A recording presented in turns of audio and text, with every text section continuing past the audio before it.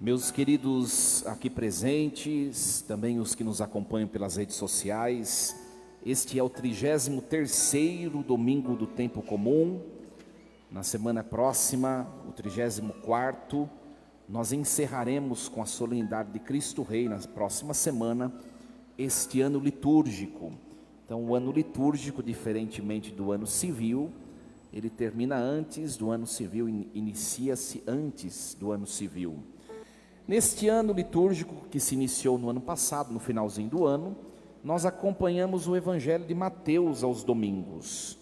O padre já falou várias vezes, o Evangelho de Mateus, do capítulo 5 ao capítulo 25, ele é dividido nos chamados discursos que Jesus faz, né? São 5 discursos, e nós acompanhamos na semana passada e nessa semana 2 parábolas que estão nesse discurso último. Esse último discurso é o chamado discurso escatológico, né? Eschaton, do grego, significa fim. Então são parábolas que vão falar do fim dos tempos. Na semana passada, não sei se vocês se lembram, né? Tem gente que não lembra nem o que almoçou ontem, né? Ora, semana passada era a parábola das 10 jovens, lembram-se? As 10 jovens receberam a missão de se preparar para a chegada do noivo, lembram semana passada? Era preciso que elas tivessem nas mãos 2 coisas para entrar na festa com o noivo. A primeira coisa era a lanterna ou a lamparina, lembram? Qual era a segunda coisa que era necessário? O óleo, né? Que representa a lâmpada, a virtude teologal da fé, as boas obras. Tem gente que pensa que basta ter boas obras para entrar nos céus. Se não tiver o óleo, que é uma outra coisa, não entra no céu. O que é o óleo? É a virtude teologal da caridade, é o estado de santidade da alma. Por que isso? Ora, padre, mas quem tem a lâmpada não tem o óleo? Não. As 5 jovens semana passada não tinham o óleo, tinha só a lâmpada, né? Pode ser que tenha gente que leva uma vida socialmente reta, honesta, tem uma estrutura familiar muito boa, estudos, trabalho promissor, uma vida perfeita, e depois no dia do juízo seja condenado eternamente, porque o que vai importar é o óleo dentro da lanterna, e não somente a lanterna, né? Hoje, uma outra parábola escatológica, a parábola dos talentos, né? O talento era uma unidade monetária greco-romana. Alguns exegetas traduzem o valor, e tem incompatibilidade na tradução dos valores, na conversão, né? Uns dizem ser cada talento equivalente a 30 quilos de ouro, né? Para a gente estava bom, uma moedinha de talento, já estava bom, né? Pois é. Então, essa parábola de hoje vem nos mostrar o que, de maneira geral? Que quando nós fomos criados, Deus nos entregou alguns talentos, cada qual de acordo com a sua capacidade.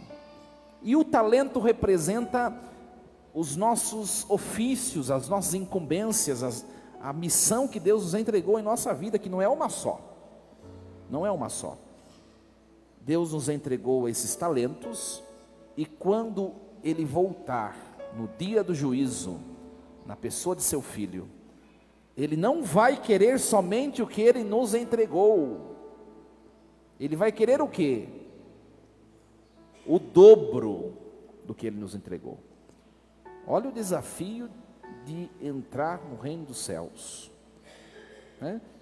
Mas, padre, na concretude da vida, o que são esses talentos? São os ofícios, como eu acabei de dizer, né? O primeiro ofício que a gente é filho de Deus, a gente é cristão e é católico. A vida religiosa, a vida espiritual, é um talento. Todo mundo aqui é filho de alguém, né? Ninguém nasceu de chocadeira, né? Então, Um talento é sua filialidade. Como você está lucrando esse talento? Tem gente que é pai, tem gente que é mãe, tem gente que é patrão, tem gente que é funcionário, tem gente que é estudante, né? Tem gente que é padre, eu não sei. Olha quanto talento, se a gente for elencar quantos talentos nós recebemos, né, a gente vai perceber que a coisa é bem exigente.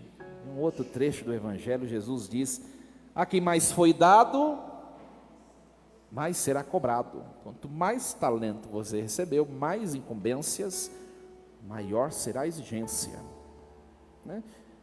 Vamos começar com a questão da vida conjugal, o ofício de ser esposo, de ser esposa. Você recebeu um talento. Qual é o seu talento? É a bênção nupcial que Deus te entregou por meio da igreja. Depois você saiu daquela celebração, aí é com você lucrar. Ou seja, empenhar-se para que aquele amor que Deus te entregou pela bênção da igreja, ele dobre ao longo dos anos. E o que tem acontecido, o perigo, em vez do amor esponsal, oblativo dobrar, ele pode ser que tenha diminuído. O reino dos céus, ele está preparado para aqueles que dobram os talentos. O que é ser um bom esposo, uma boa esposa? Nós podemos hoje olhar a primeira leitura, nós ouvimos o livro dos Provérbios, né? O livro dos Provérbios. Aliás, tem alguns textos bíblicos, as feministas pegam, por exemplo, a primeira carta de São Paulo aos Coríntios, e fica enfatizando aquele trecho que fala da submissão da mulher. Pergunta para essa turma se eles conhecem esse texto bonito hoje de Provérbios, não conhecem. Fala da mulher, mas nós podemos aplicar isso também para o esposo. A mulher forte, quem a encontrará? A mulher forte vale muito mais do que joias. O primeiro desafio para, de fato, está na vida conjugal, lucrar talentos, é agir com fortaleza. O que é agir com fortaleza, ter força? É você enfrentar os desafios da vida com o coração unido a Deus, né? Esta mulher do texto de Provérbios, ela é forte, ela é diligente, ela trabalha, ela faz o que precisa fazer no seu ofício. Tem muita gente que é casado e que não faz o seu papel dentro do lar, terceiriza o seu papel. Isso não é lucrar talentos. A esposa tem os seus ofícios, seus encargos, as suas atribuições, como também o marido os tem. E como nós estamos lidando com isso? Esta mulher do livro do Provérbios, ela é diligente, é trabalhadora, ela põe a mão na massa, ela faz acontecer, ela tem habilidade, né? Ela é generosa, não retém para si o que tem, mas ela é generosa, ela é afável, dócil. Nossa, será que no seu casamento, quem é casado aqui, ergue a mão, vamos ver se o talento está lucrando. Você é dócil com seu cônjuge?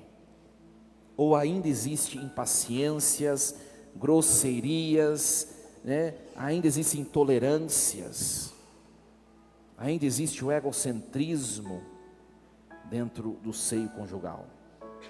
Como estão os talentos? Multiplicando-se na caridade suprema ou tem reduzido? Esta mulher da leitura do Provérbios, ela é cheia de Deus, ela encanta, né? E é muito interessante que ver o seio conjugal, as pessoas quando começam, se encontram, estão namorando, são noivos, né? É um desejo de estar com o outro. Casa 3 meses é o desejo de sair de casa, né? Por quê? Porque parece que perde este primeiro amor.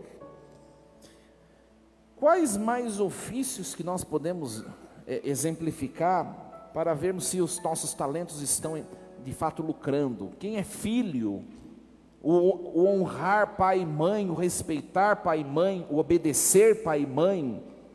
Nós vemos no seio da relação paterno-filial, materno-filial, tanto desrespeito, falta de consideração, ingratidão, não reconhece o que os pais fazem. É sinal de que o talento da filialidade está lá, desvalorizado, tal como a bolsa de valores quando cai.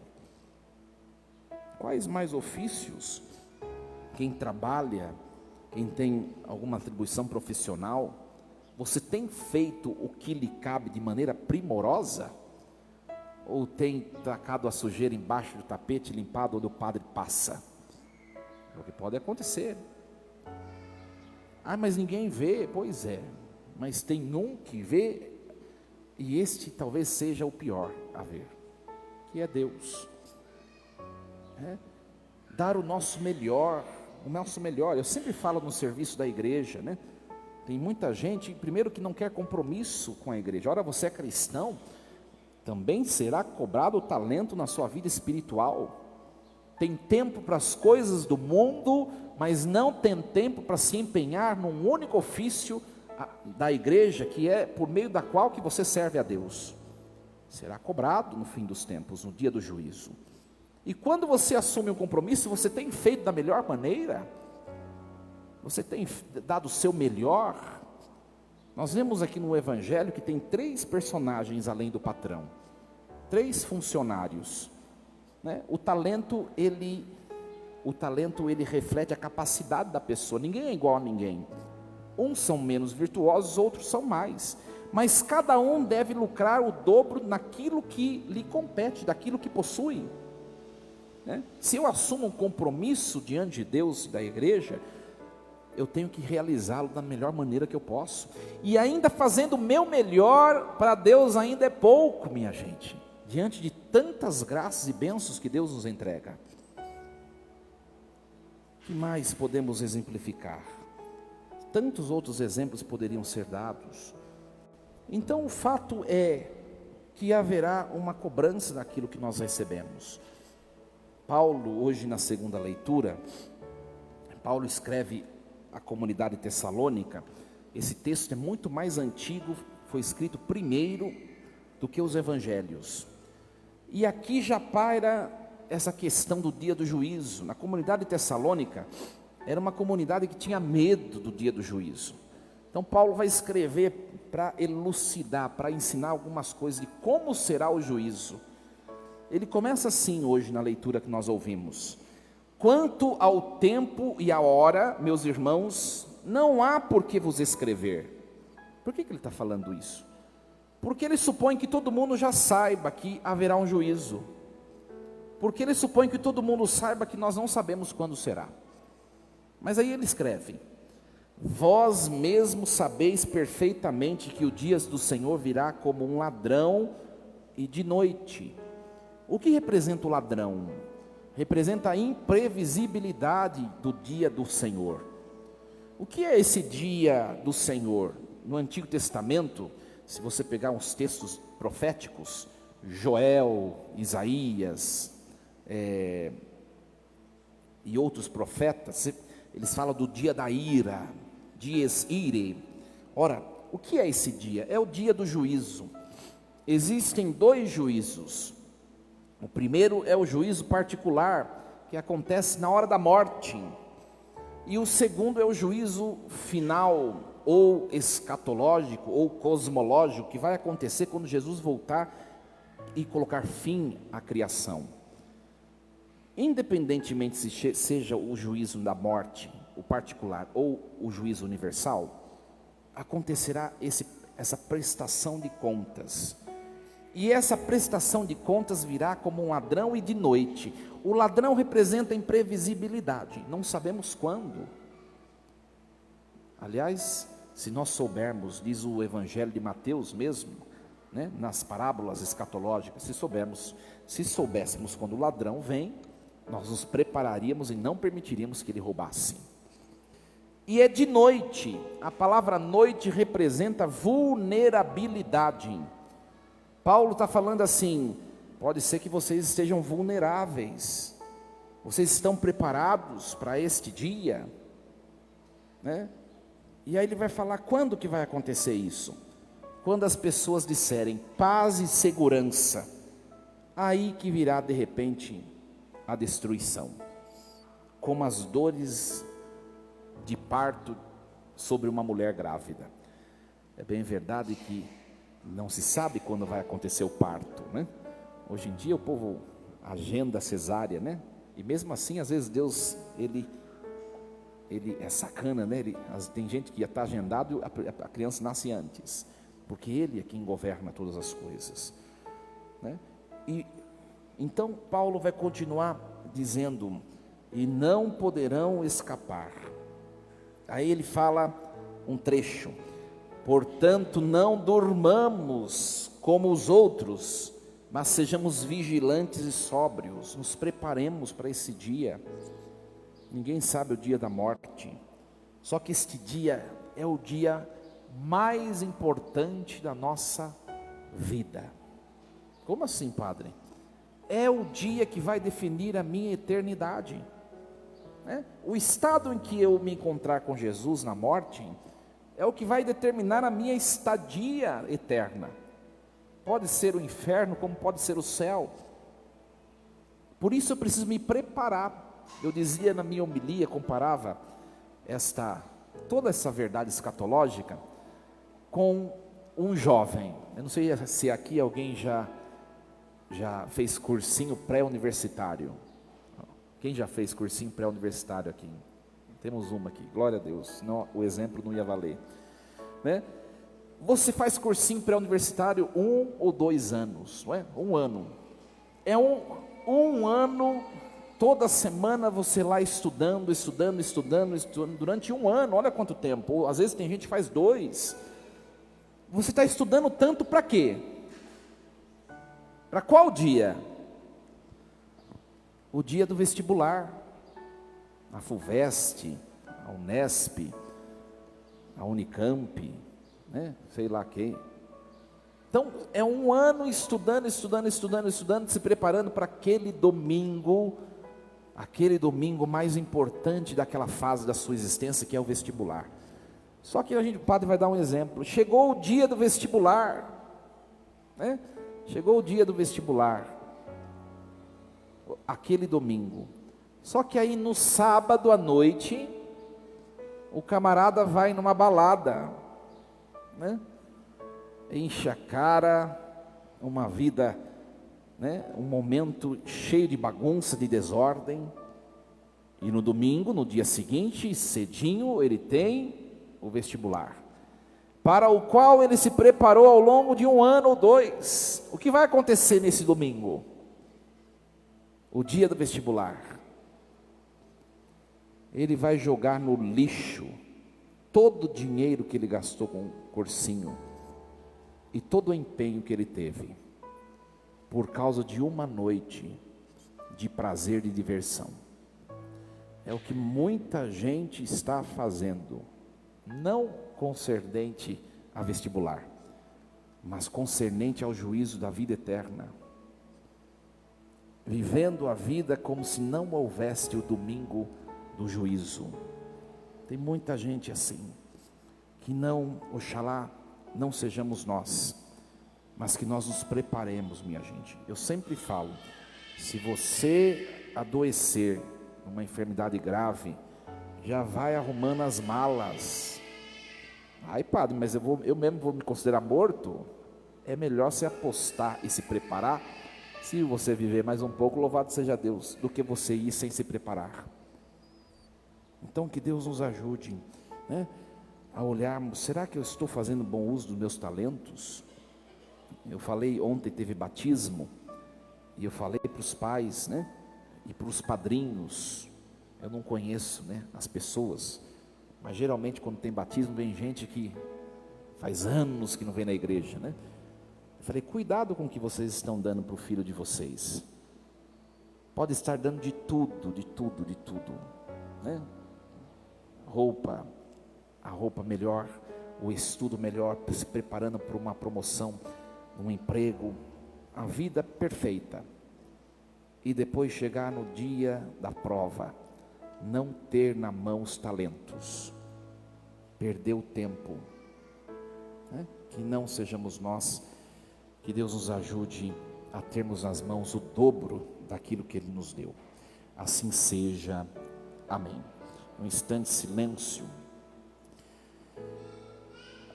Coloquemos no coração essa palavra de hoje. Nós estamos exercendo nossos ofícios conforme o Senhor espera de nós, ou eu tenho sido negligente, aquém do que Deus espera de mim?